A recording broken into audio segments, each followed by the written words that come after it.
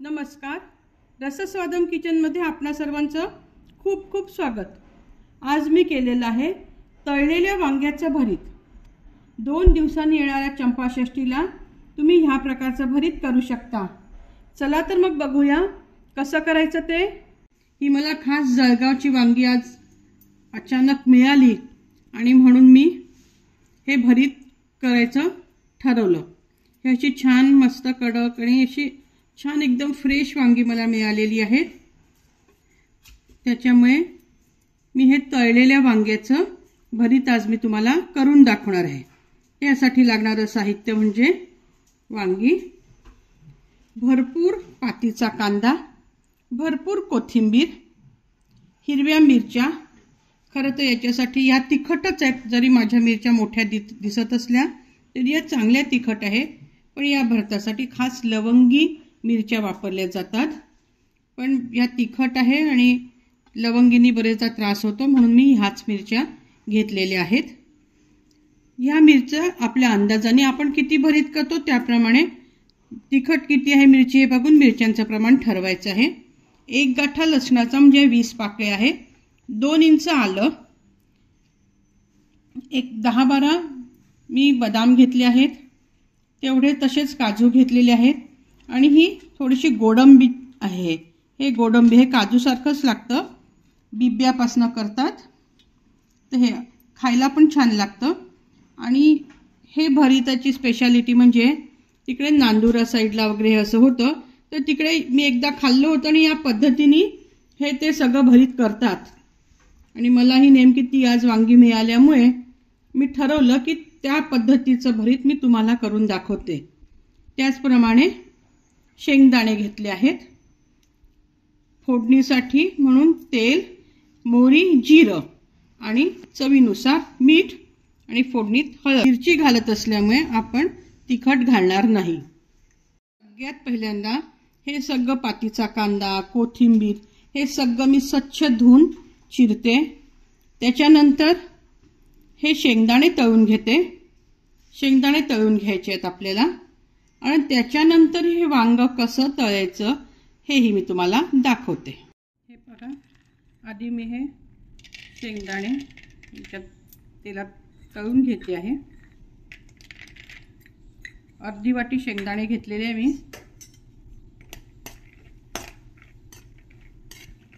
त्याचे थोडेसे साल सुटायला लागले की समजायचं की आपले दाणे तळून झालेले आहेत। आपण भरीत किती करतो किंवा आपल्या घरी किती दाणे आवडतात त्याच्यात त्याप्रमाणे आपण दाण्यांचं, काजू, बदाम सगळ्याचं प्रमाण ठरवायचं। हे बघा, आता तुम्हाला या दाण्यांचे साल निघताना दिसत असतील आहे। या क्षणी समजायचं की आपले दाणे तळून झालेले आहेत।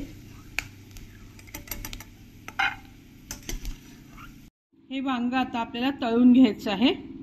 त्याच्यासाठी ते आधी इथनं आपण देठापासून असं कापून घ्यायचं, म्हणजे हा देठ काहीही कामाचा नाही, हा ठेवून द्यायचा आणि आता हे असं कापायचं। म्हणजे काय की हे जर किडकं असेल तर आपल्याला तसं लगेचच कळतं यात अळी वगैरे आहे का।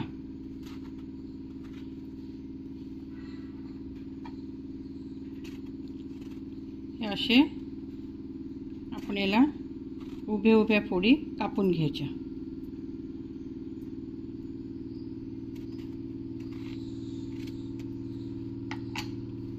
तसं पाहिलं तर एका वांग्याचे भरपूर होतं भरीत। हे जे मी एक वांग दाखवते 4 लोकांचं आरामात होईल। आता आपण हे वांग तळून घेऊया। तेवढ्या वेळात मी पातीचा कांदा स्वच्छ धुतलेला आहे, तळून होतपर्यंत तोही चिरून घेते। हे पहा, आता आपण ही वांगी याच्यात फोडी ज्या आहेत त्या यात टाकूया तळायला।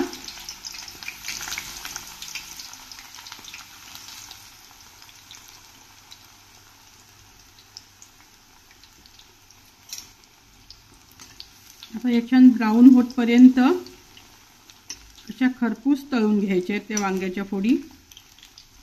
त्याच्यासाठी तुम्हाला प्रमाण मी असं सांगू नाही शकत, पण भरपूर पातीचा कांदा आणि भरपूर कोथिंबीर घ्यायची। हे पहा, आता आपले वांगे असे दोन्हीकडनं, हे पहा इकडने दिसतंय तुम्हाला सालाचा रंग बदललेला आणि इकडने, हे आता असे काढून घेऊया।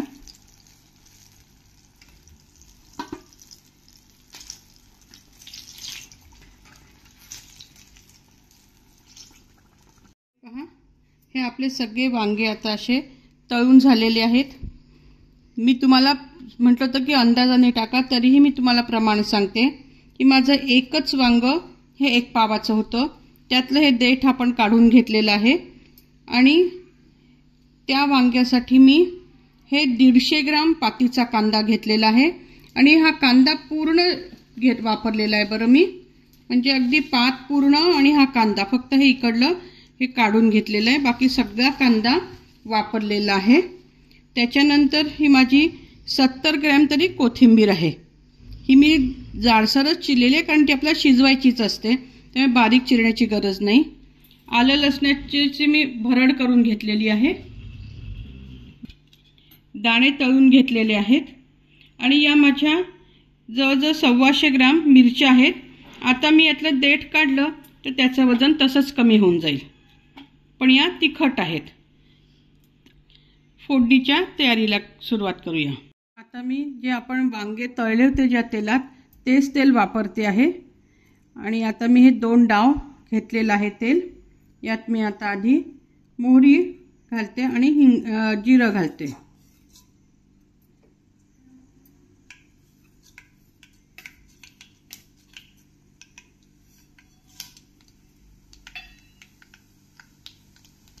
आता मोहरी आणि जिरं तडतडले, आपण मिरची घालूया। गोडलिंब दाखवायला विसरून गेले होते, आता मी याच्यात गोडलिंबाची पानं घालते। एक 30-40 गोडलिंबाची पानं घालते मी।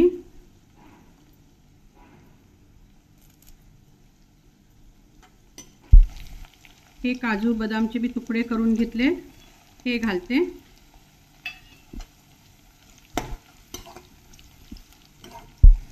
ही गोडंबी, हिला काही तोडायची गरज नसते कारण हे छोटे छोटेच आहे, नुसतं खायला खूप छान लागतं। हे टाकते। आता आलं लसणाची पेस्ट नाहीच आहे, ॲक्च्युअली ती भरडच आहे। जळगावचे वांगे नाही मिळाले तरी देखील तुम्हाला इतर कोणते भरताचे वांगे मिळाले ना तरी या पद्धतीने करून बघा। मला देखील प्रत्येक या वेळाच मिळाले, नाही मिळाले तर या पद्धतीने मी घरी भरीत करत असते।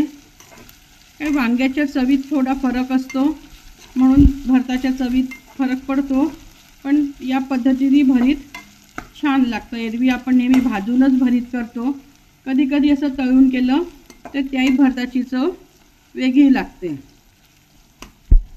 आता कोथिंबीर घालूया।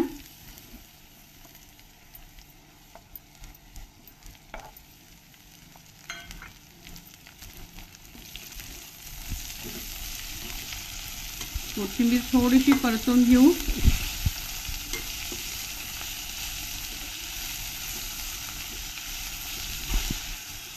आता पातीचा कांदा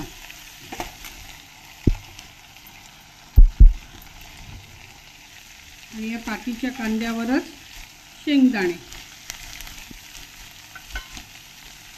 आणि हे छान अगदी परतवून मस्त अगदी भाजीसारखं असं भरपूर वेळ परतवून घ्यायचं। हा कांदा पूर्ण छान शिजून गेला पाहिजे, त्याचा रंग बदलला पाहिजे, इतपत याला परतवून घ्यायचं आहे।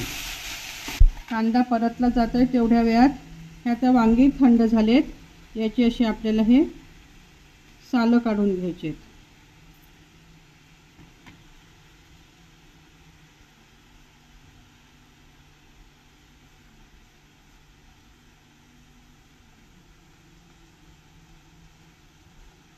पटापटा निघतात।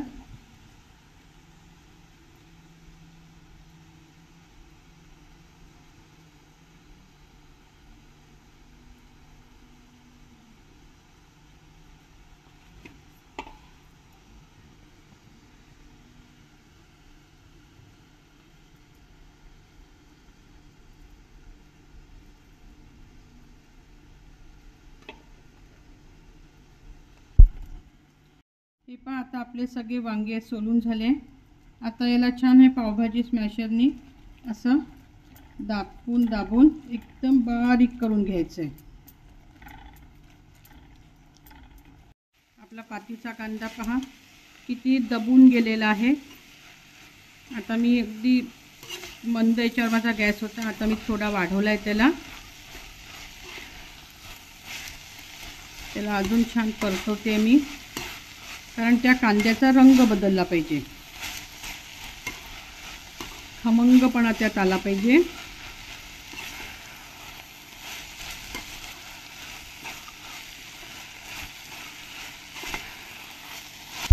हे बघा आता पातीचा कांदा आणि कोथिंबीर कितीतरी आता दबून गेले मगापेक्षा आणि आता रंगही बदलतो आहे।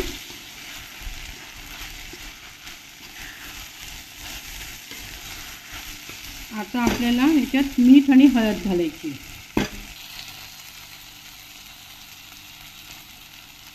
हाफ टीस्पून हळद घातली आहे मी आणि मीठ घालते चवीप्रमाणे आणि परत त्याला 1-2 मिनिटं असं छान परतवून घ्यायचं आहे। खूप सुंदर सुवास सुटलेला आहे। असं वाटतंय की हे पातीच्या कांदा आणि कोथिंबीरीची भाजी झालेली आहे। ही देखील अशीच छान त्यात मस्त ड्रायफ्रूट्स घालून केलेली भाजी वाटते आहे। सगळे नट्स आहेत कारण त्यात असं सुद्धा तुम्ही खाऊ शकता, इतकी सुंदर या क्षणी त्याची चव आहे। आता ह्यात आता तुम्हाला कळेल की आता खरोखरच मगापेक्षा याचा रंग बदललेला आहे आणि हे सगळं आता प्रमाणाने पण कमी झालेलं आहे कारण ते शिजून गेलेलं आहे। आता यात आपण जे वांगे आहे एकदम बारीक करून घेतले ते घालूया। हे आपण सगळं आता हे वांगे याच्यात घालूया। हे बघा आता खूप छान होणार आहे याची चव, कारण मला तसा वास येतोय त्या गोष्टीचा, म्हणून मी तुम्हाला सांगू शकते आणि मी हे अनेकदा केलेले आहे त्याच्यामुळे मला माहिती पण आहे। तुम्ही सुद्धा या पद्धतीने हे करून बघा। थोडंसं जास्त तेल टाकलं ना की याची चव छान येते आणि वांगे तेलातच तळलेले असल्यामुळे त्याची एक वेगळी चव येते भरतामध्ये। आपण एरवी भाजून जे खातो त्याच्यापेक्षा तळलेल्या वांग्याची चव काही वेगळी लागते। या पद्धतीने तुम्ही करून बघा, तुमचं कसं होतं ते मला प्रतिक्रियांनी कळवा।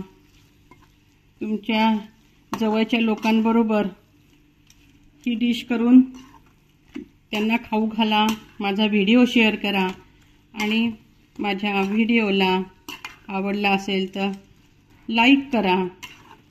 काय होतं की तुमच्या लोकांच्या या प्रतिक्रिया याव्या किंवा सगळं काही, त्याच्यासाठी मी तुम्हालाही छान छान नवीन डिशेस कळाव्या। प्रत्येकाची पद्धत वेगळी असते। तुम्ही जर प्रतिक्रिया दिल्या ना तर मला एक उत्साह येतो करण्याचा की अरे हो या पद्धतीने आपण करावं। त्याच्यामुळे तुमच्या प्रतिक्रियांची मी वाट बघत असते। हे बघा आता आपलं भरीत एकदम तयार आहे, सुंदर भरीत झालेलं आहे। हे भाकरी बरोबर, पोळी बरोबर, पराठ्या बरोबर आणि त्या नांदुरा वगैरे साईडला तर पुरी बरोबर पण खातात, पण आपण म्हणजे आमच्या इकडे पोळी बरोबर भाकरी बरोबरच खाल्लं जातं। खूप सुंदर लागतं हे भरीत। मी आता हे सर्विंग बाउलमध्ये काढते। हे बघा आपलं तळलेल्या वांग्याचं भरीत तयार आहे। मी सांगितलं होतं 4 लोकांचं, हे 4 लोकांना सहज पुरू शकतं। तुम्ही करून बघा। रंगावरूनच दिसतंय मला ते, वासावरून रंगावर की खूप सुंदर झालेलं आहे। या भरतामध्ये हाफ टीस्पून कसुरी मेथी आणि 50 ग्रॅम कोरड्या खोबऱ्याचा किस घालतात, पण माझ्या घरी याची चव विशेष आवडत नसल्यामुळे यात मी घातलेलं नाही, पण तुम्ही ते घालून करू शकता। हा माझा व्हिडिओ जर तुम्हाला आवडला असेल तर माझ्या चॅनलला लाईक करा आणि सबस्क्राईब करा। धन्यवाद।